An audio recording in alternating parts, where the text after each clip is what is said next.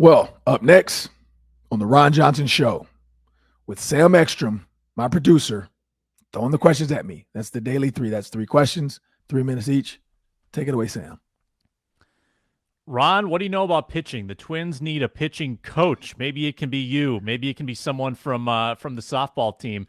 Because Wes Johnson, I wouldn't say a longtime pitching coach, but he's been the guy from the entire time Rocco Baldelli's been here. This is 4th year as the pitching coach.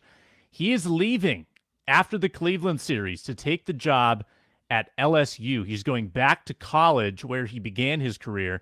And that's honestly pretty stunning news. A mid-season change for a Major League Baseball pitching coach when the Twins are, leading the division and independent race. So, Ron, what do you make of that situation? Do you hold it against Wes Johnson for that move? Do you think that that's shady on the coach's part? So there's 2 things to this. I'll never question a man making a decision for him and his family. Like, we have to do what we have to do because the Twins, if they were having a bad season, pitching sucked, they would fire Wes Johnson without question. Like they would not even think twice. They fire or move on, find a new pitching coach. So when you have to protect yourself sometimes and go to a decision or a place where you feel a little bit more job security, you feel a little bit better.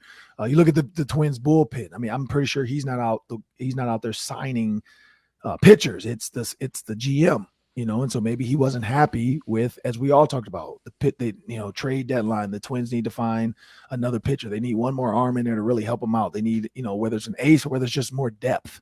They need to try to trade for somebody, blah, blah. We kept talking about that. So maybe he just, that's where he's at. Maybe he's just like, look, I got to get out of here. Like, this is not going to be a great situation long-term for me. You mentioned to me that some of these college baseball contracts can be pretty lucrative. Also with more freedom, maybe with some other stuff in there. College, you're not playing 162 games, so maybe you get a little bit more time. And not, when I say a little, I mean a lot more time with your family. Because as a pitching coach, you're really not recruiting. You're just out on the road looking at high school pitchers, and you're letting the college coach know what you think about the guys out there. So there's a lot involved in that. When you think about time spent, you think about money, if it's pretty similar or even more in college, and then you have less time on the field, less time on the road. I don't know. That's kind of hard to walk away from when you get more time with your family. I mean, who wouldn't? Like, let's just say, for instance, the Twins were paying him $1 million, and LSU offers him $900,000, but then the season goes from 162 games. So I think in college is only about 30 games, plus then the World Series and all that stuff. I mean, come on now. Like, you get a summer vacation, you get Christmas back with your kids and family. Like, there's no baseball in the winter for college because these kids are in school. You're not doing anything besides maybe taking a couple flights to look at some kids throw indoor pitching, with their pitching coach. I mean, come on now. Like, that's a huge. So no, I don't take that against him for leaving. No. The work-life balance thing, I totally get it. I mean, if you can make the same money and have a college baseball schedule versus an MLB baseball schedule, hey, more power to you. I think my only question is, did LSU need him now? Like, could it have waited until October 1st, season's over, and then he makes the switch, instead of mid-season? Because, correct me if I'm wrong, the college baseball season is done. Yeah. So I know there's off-season practice, but you got summer break, you come back to school, and then Wes Johnson shows up first part of October. That, to me, seemed like a reasonable agreement between the two sides. So the fact that it is a mid-season switch, it does leave the Twins in a bit of a lurch, but they've got a big staff. They've got an assistant pitching coach who will fill in. You just don't see it very often.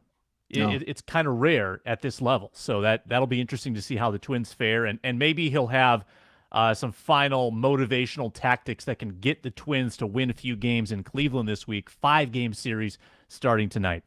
All right, Trae Waynes, Ron, first-round Vikings draft pick in 2015. He moved on to Cincinnati, of course, spent 2 injury-riddled years there, and he implied that his career is over. He said he believes he's done playing football. Now, if it is the end for Trae Waynes, Ron, what's the verdict on his career in your eyes? So when you look at Trae Waynes, you look at his stats. Career game 79. When you look at interceptions, he only had 7. He had no touchdowns. But he also was not picked on a lot. You look at certain games where they were facing teams that a lot of teams went at it, even though we didn't understand why. A lot of teams went at Xavier Rhodes. Well, one reason was because Xavier Rhodes was kind of always covering the number one guy, and you can't go away from your number one guy in NFL. College, yeah, you just go everywhere. But in NFL, look, if you're on Jamar Chase, I'm still going to throw at Jamar Chase. If you're on Randy Moss, I'm still throwing it to Randy Moss. So Trae Waynes was always on wide receiver 2. Because or whatever, short side of the field. So Xavier Rhodes got a ton of targets his way, which is probably the wear and tear of his body. What I say for Trae Waynes was his career. You look at the 5 years in Minnesota, pretty good career. It didn't have a lot of interceptions, didn't have a lot of splash plays. That was more Xavier Rhodes, but he got money. Went to Cincinnati as well, got money. Got the Vikings weren't going to pay him what he wanted. We all knew that. They were going to move on from him. I'd say he did something that not a lot of guys get to do. I mean, you get 5. I mean, the average NFL career is 3.4 years. He played 5 plus 6, one with Cincinnati. And so when you think about a 5 to 6 year career, I mean, it wasn't like he was he started like he wasn't like he was some slouch. So it's hard to quantify a cornerback that doesn't have a ton of splash plays like Deion Sanders or even Xavier Rhodes. Mm-hmm. Like Xavier Rhodes was called out for being, one of the top shutdown corners, a Pro Bowler. Trae Waynes was always second fiddle to him. So I would just say he was a serviceable cornerback. He did a great job. He almost won a Super Bowl with the Bengals. I mean, I don't know if he did much, but he almost won one. Like he almost had a ring. He was a Super Bowl participant. He went there. So I forgot he was on the team until I saw his wife post up about the Super Bowl. And I was like, oh, yeah, I forgot he was with Cincinnati. Which would have been even funnier if he won a Super Bowl with Cincinnati. Then I think, with Vikings, Minnesota, people try to claim a Trae Waynes Super Bowl because, he was ours first. He got, well, but, I'd say good career, solid, nothing where it's like, oh my God, he got beat like a drum. His biggest thing, or I guess deficiency, would be his hands, because Xavier Rhodes always made jokes that Trae Waynes had hands like feet. And so he would always say, man, he had a lot of pass breakups, but he was like, man, he can't catch. I've also tried to tell him to play basketball. He can't play basketball either. So, I'd say he had a good career. I'd say it was a solid career. I think injuries can mentally wear on you. And then when you leave your team, that's why Anthony Barb, don't overlook comfort. Like if I can make 20 million or I can make 17 million, $3 million is a lot of money. I would take that in a heartbeat. Like with no question. And that's why for some people who have not made 50 million, 3 million is a lot. But for people that have made a lot of money, sometimes they're like, you know what? That $3 million is not worth my mental health. Like I'm going to make 17 instead of 20, but I get to stay home. I don't have to move. My family's comfortable. I know my teammates. I know my friends. I know my daily routine. I know my route to work. Like there's so much involved in that when you have to pick your family up and completely move across the world. And sometimes not too far, but move state to state. No family support. Nobody to really be around. No friends. Sometimes the money's not worth it, but that's kind of my take on it. Yeah. I think if you are good enough to yield a second contract in this league, and not just a minimum, a large second contract where some team invests tens of millions in you, which Cincinnati did in Trae Waynes. So Trae Waynes got his payday. He was a reliable corner on a playoff Vikings team, so he has that on his resume. I think it's a good career. I mean, certainly there are plenty of first-rounders that don't even have that much success. And Trae Waynes did get to enjoy some really good years in Minnesota. The Cincinnati thing will leave a sour taste in people's mouth. But the guy had pretty good success, made a lot of money, and he gets to walk away, in theory with his health, assuming that he, recovers from whatever it is that's been ailing him. I think it was lower body stuff. But, he's got his mind. He's got a lot of money in the bank. I think he's had a good career. Last one for you. Kyle Sloter, Ron. Do you remember the name Kyle Sloter? Former Vikings backup for years. He has surfaced in the USFL this year and actually had one of the best seasons of any of the USFL quarterbacks. I've got his stats. 1,798 yards. That's second in the league. 9 touchdowns. I don't know how long the season was. I haven't watched 2 seconds of the USFL, but I guess that was fifth. Touchdowns 9. And then I think he threw like 11 interceptions, so that's not great. But Ron, my question to you: did the NFL give up too soon on Kyle Sloter? No, I don't think so. So the one thing about the NFL quarterback is there's only so many. And the older you get, the tougher it is sometimes to be a backup if you're not mentally like Sean Mannion, for instance. He's giving Kirk Cousins everything he needs to succeed. You look at Jim Sorgi, who was Peyton Manning's backup for years.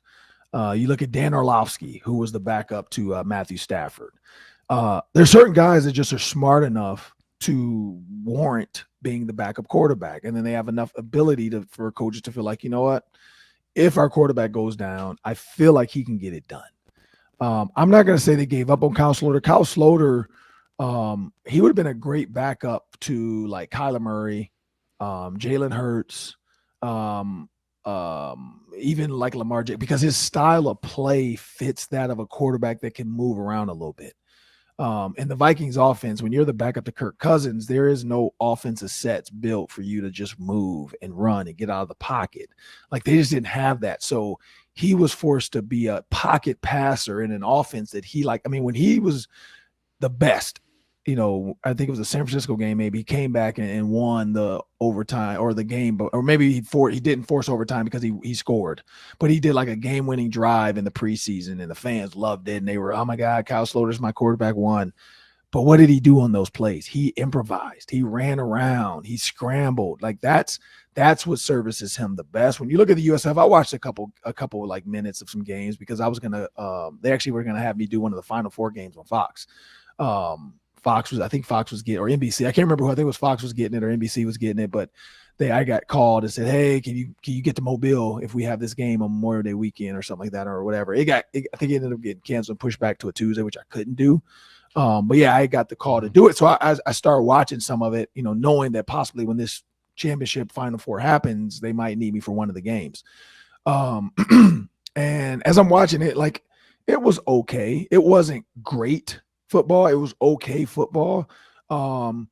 It wasn't like a ton of ingenuity in some of the play calling. The camera angles sometimes were a little bit weird because they were trying to get like a fan experience cam where it felt like, you're in the game and just some of the angles were off. But, you could clearly see the speed of which like the defensive guys are moving were not the same as the NFL. So no, I don't think they gave up on him too soon. Yeah, I can't count the number of tryouts he had, of practice squad spots he had. I mean, he did have a lot of opportunities, not just the Vikings, and he never stuck anywhere. And I know the Vikings' issue with him was it's just the mental preparedness. I mean, he can improvise and he can freelance, but can you trust him to run the offense? And I think the answer was no.